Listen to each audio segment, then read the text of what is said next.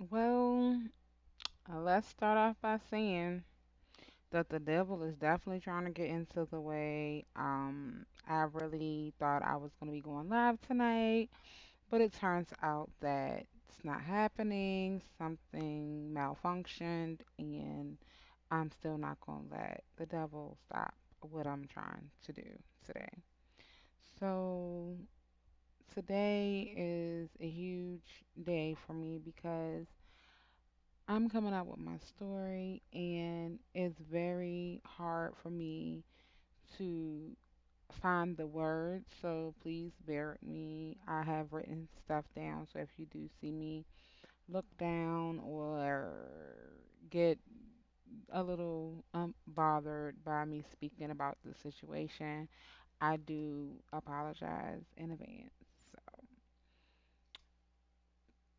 So, telling my story now, after 20 some years, because not only to bring awareness, just to show you how life can really be. And it's a struggle, especially for me and people that have experienced any type of traumatic form of rape, um, especially molestation, rape.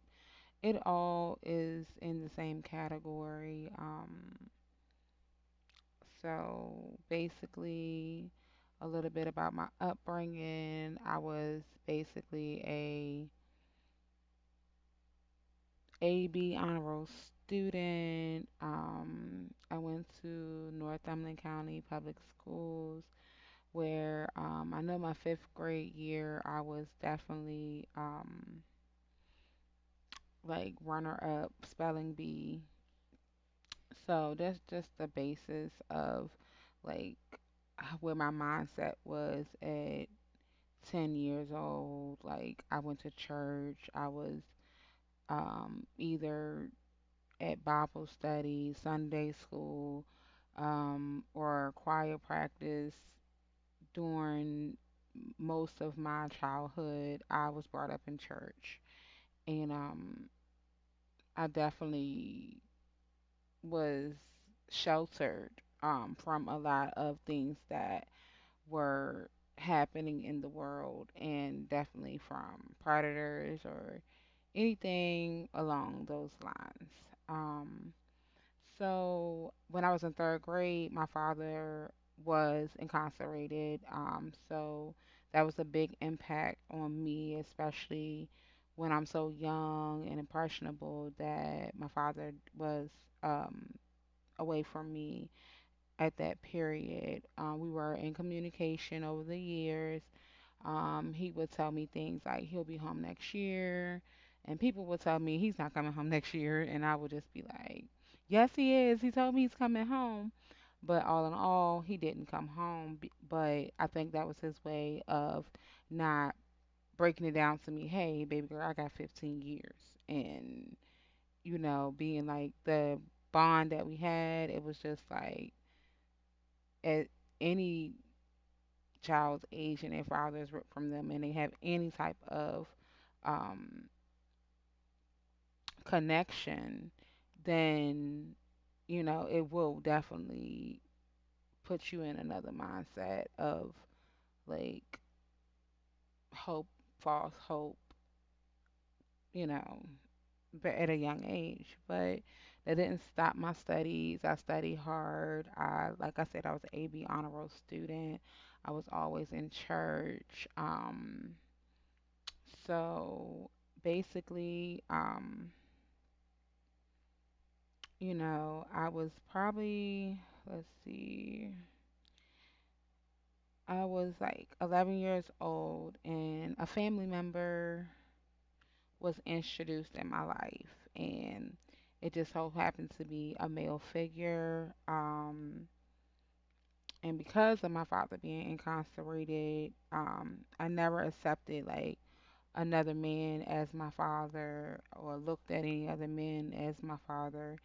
But because it was a family member, I was excited to experience like, what I felt like, what a father should be like. And I was 11, so I'm like, this family, I love him. Like it was just natural feelings for me of someone to not only be in my life but to protect me from the dangers that could possibly be out there that I wasn't aware of.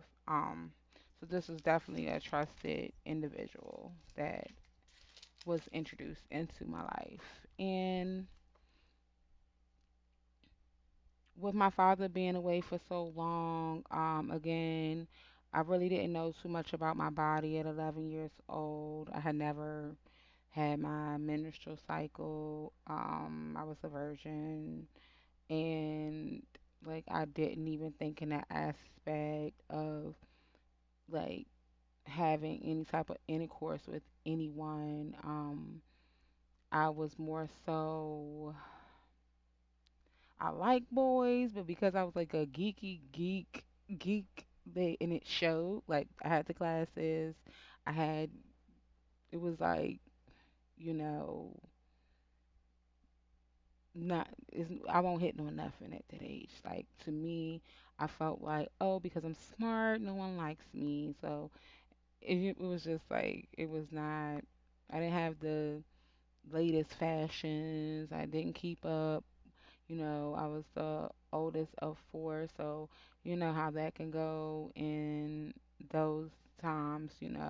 We get what we can afford, and of course, at that age, I did not understand that, and I just wanted everything because I wanted to fit in. Like at that age, you're a geek, you always want to fit in, and because I had very few friends, like I probably had one real friend that always sheltered me and always told me, I was pretty and we talked all the time. My cousin, like I had a real close knit relationship with my cousin, so it was more so, if it wasn't them, then I really ain't have many friends.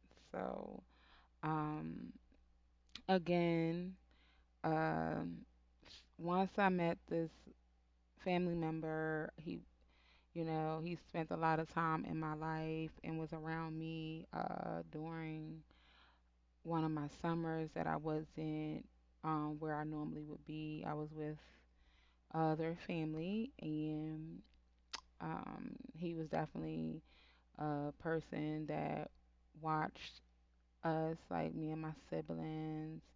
He was a person that was basically a trusted individual. And so of course, like being away from the church and being in a whole nother neighborhood, I'm the new girl on the block also, so those pressures are against me as well. And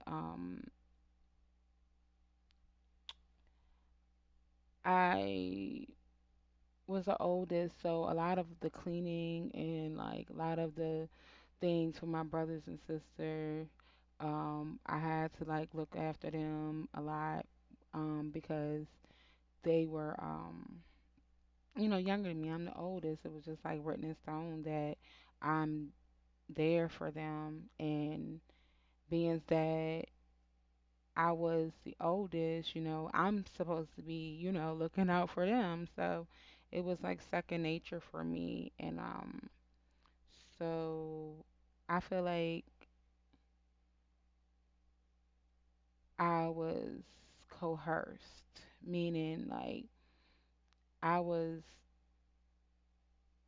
so green, I guess people would say it, like so like lost to anything like dealing with something, especially like intercourse. Like I definitely didn't know anything about that at all.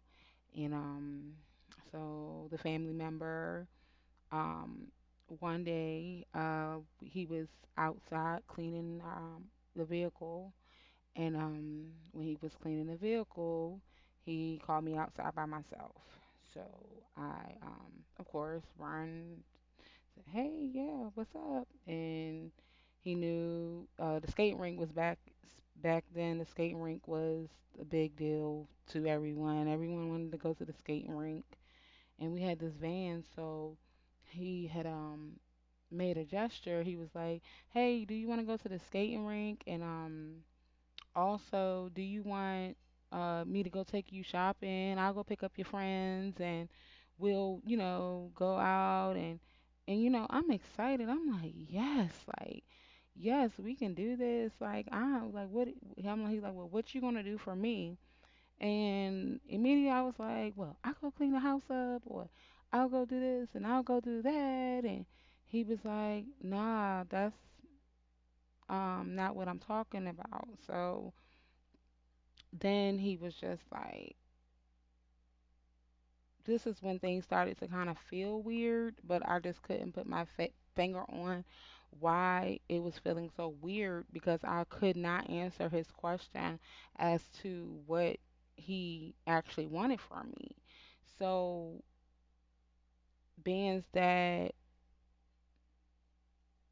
I kept beating around the bush of what he actually was intending on and what he intended, he was just like, he started bringing up little guys' names in the neighborhoods and like what they want and what would they want, what do they want from you? And I just was like, I don't feel like this conversation is good. And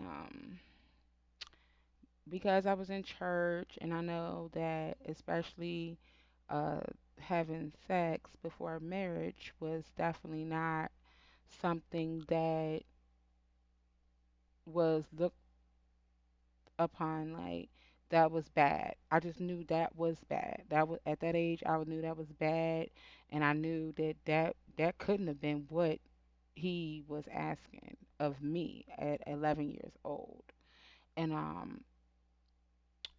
so I then was asked to follow him behind the house. And I'm a child, so I obeyed and I followed him behind the house. And he was like, basically, he wanted to um, have intercourse with me and that I couldn't tell anybody because he would get in a lot of trouble and that I needed, to do it in order to get those things done, like the going to the skating rink and going to shopping with my friends. So I was like, well, God will never forgive us. And he looked at me and he told me that God forgives everyone. And I was just like this sense of nervousness just came over my body. I was just like, I wanted that moment just to fade. I was definitely not knowing what to do in that situation, and it was just like this. It was this porch on the back of the house, and he opened the back porch and kind of led me in there, and he was like, "Well, if I hurt you, just tell me stop. Just tell me stop." And I was like, um, okay. And then I knew the pants that I was wearing that my my zipper was in the back. So I was like, yeah, he's never gonna find my zipper. Zippers are normally in the front.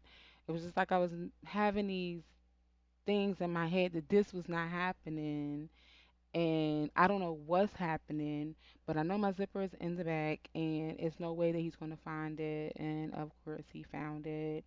He then pulled my pants down, and once he pulled my pants down, he kind of not pushed me on the floor, but he basically was like not holding me down at that moment.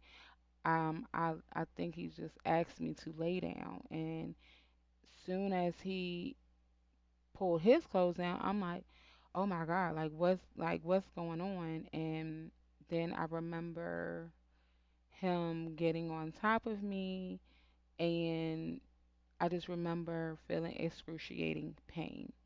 And I just told him, stop, stop, stop. And he didn't stop. So I was like, oh my God, please stop, stop, stop. And he didn't stop. And so I had never had my period before, and now I'm bleeding.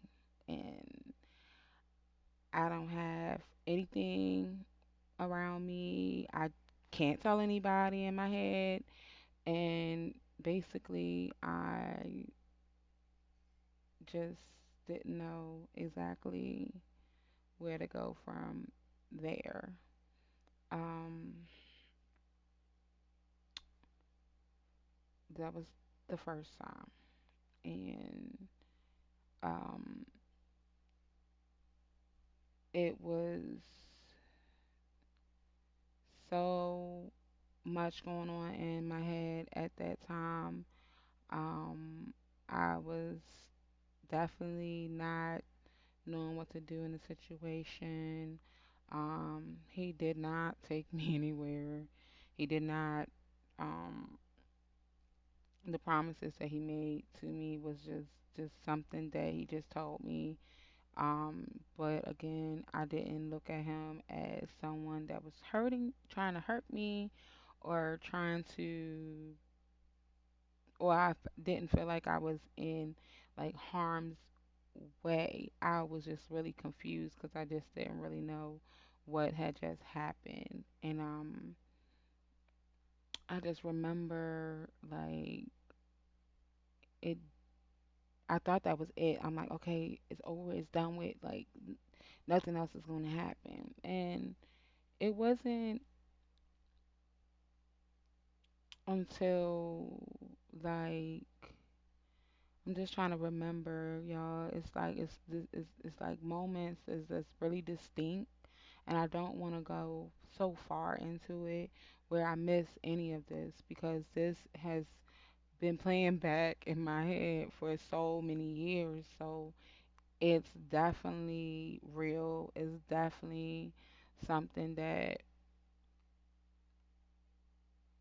I have tried to block out my head. That you know, um, whereas people have told me that I should just you know get over it. Maybe I'm too fast, or maybe I don't want to cry, y'all, because it was just so many different things that has been said to me, and I was just a little girl, and